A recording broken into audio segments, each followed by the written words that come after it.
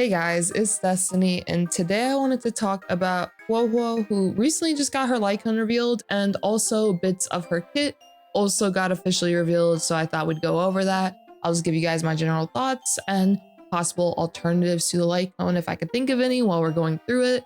And without further ado, let's get straight into it. So to begin, I'll just start off with the Lightcone, and then afterwards we will look at the kit and see if there's anything I noticed that can definitely be worth discussing regarding Huohuo's kit. So for her Lightcone art is super cute. I'm definitely a fan of this Lightcone art.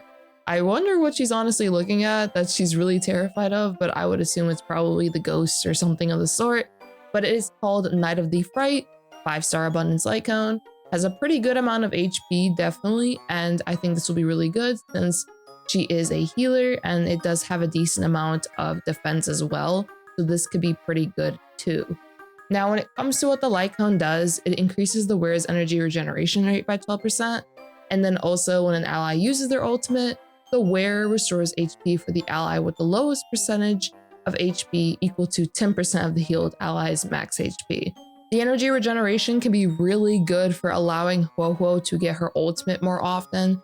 And also I did notice that characters that typically have energy regeneration in their Lightcone, or at least their signature Lightcone, typically highly benefit from some sort of additional energy. Another character I believe that has energy regeneration in their Lightcone is Honkai, if I'm not mistaken. Yeah, he does get energy regeneration, right, from each stack of Dragon's Call. And of course, getting Honkail's ultimate pretty often is really good due to what he'll be able to do when he has his ultimate. Typically speaking, when characters have some form of energy regeneration in their Lightcone, it'll be highly beneficial for something revolving around their kit, which makes me think that she probably will have a really high energy cost.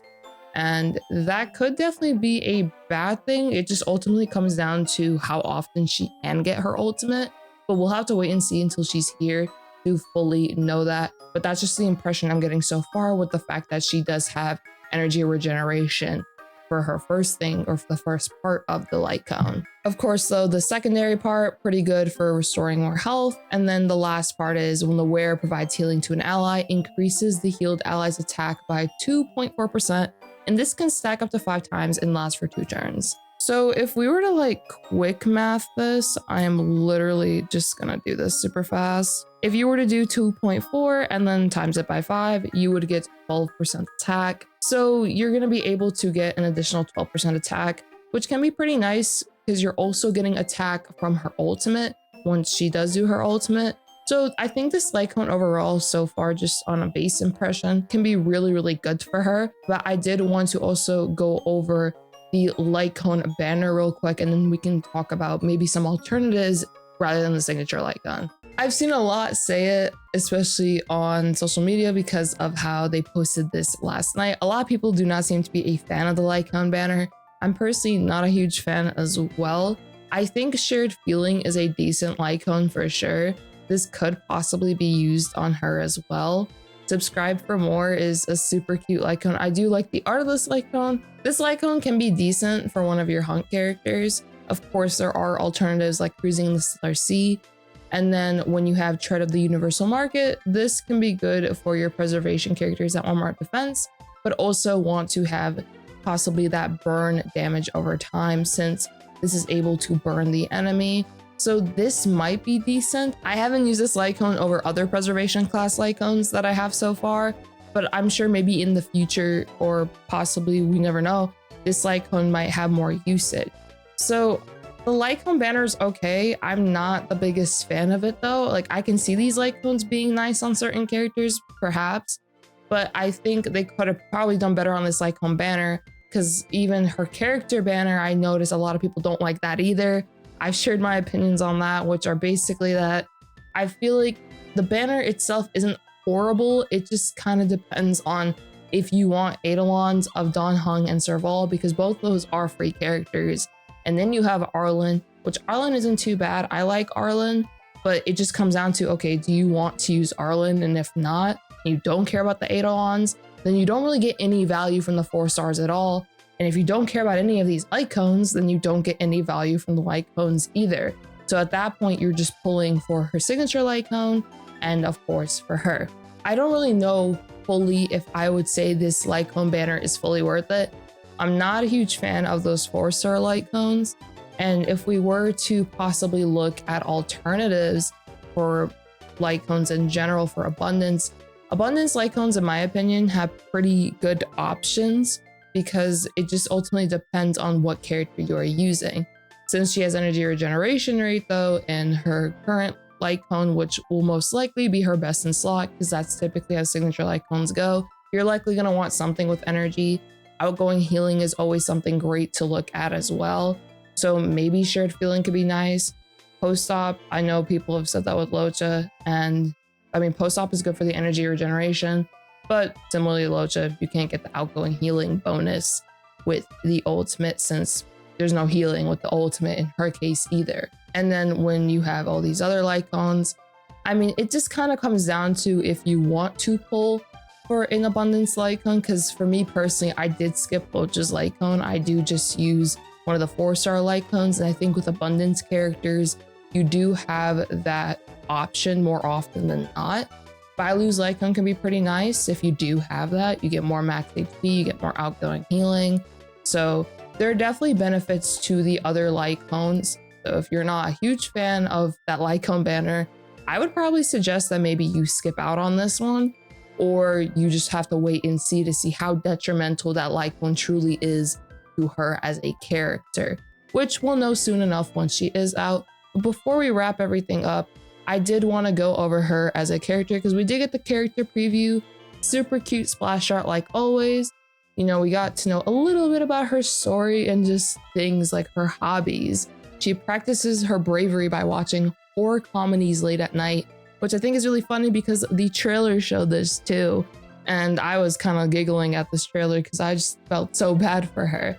But when we go over the traces don't look too bad. When the battle starts, she gets Divine Provision, which lasts a certain number of turns.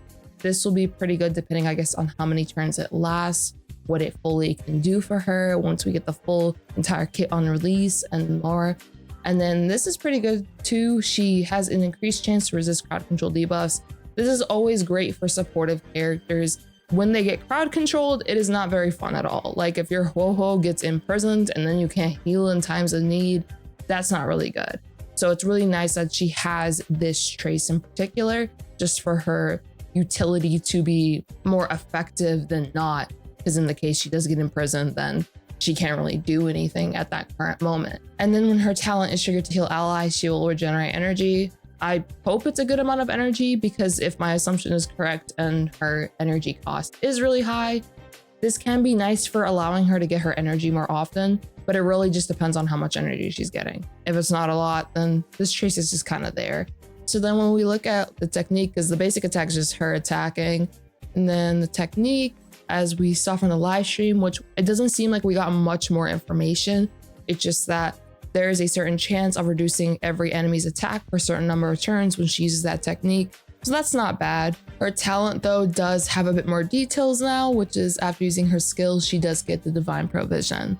This lasts for a certain number of turns. The duration decreases by 1 turn at the start of Huohuo's turn. This is incredibly important because this will determine whether or not you build your Huohuo very slow or very fast. It just kind of depends.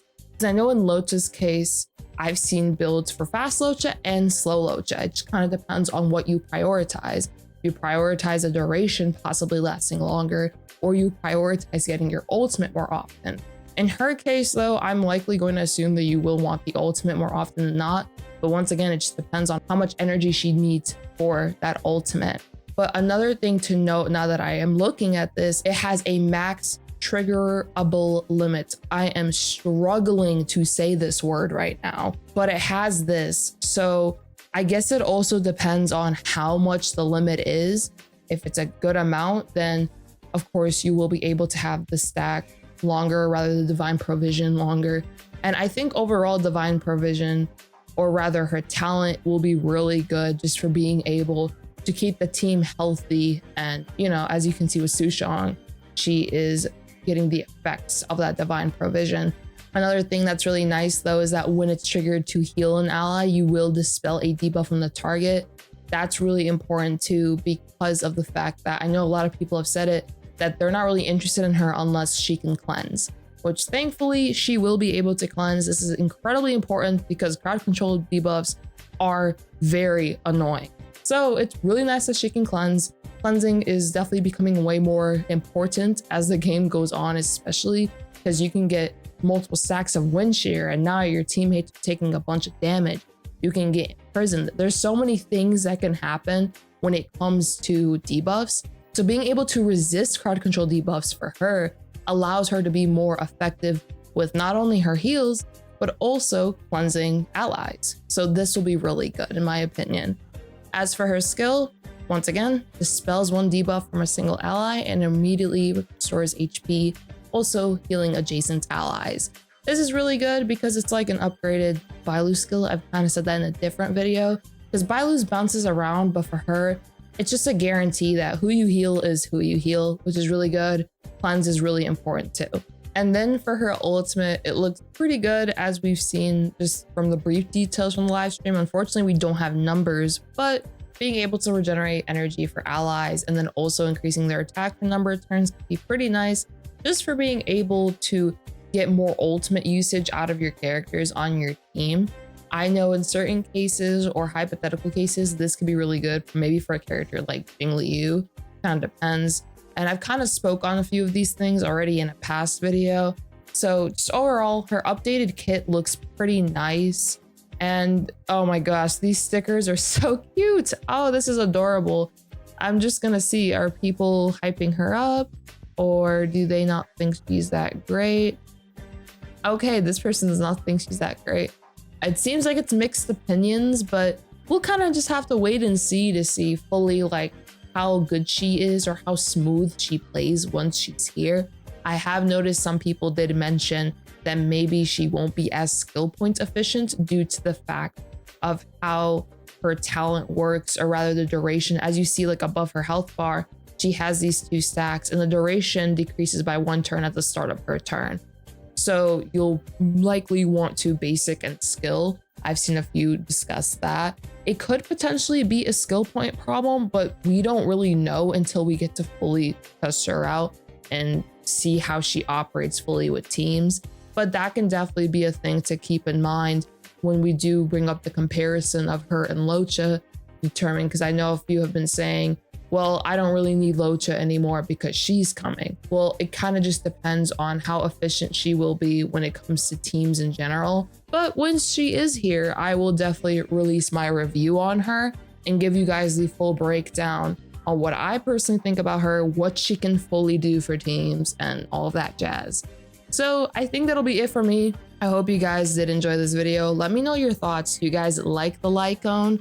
Not a huge fan. You think it's a super skip and you'd rather just use one of the 4-star or maybe even a 3-star abundance Lightcone? Or are you guys fully going for the Lightcone and her? Just let me know. What are your opinions on Huohuo? Are you going for her or not? And if you did enjoy, make sure to subscribe, of course, leave a like to support the video, and I hope all of you have a great one like always. Peace.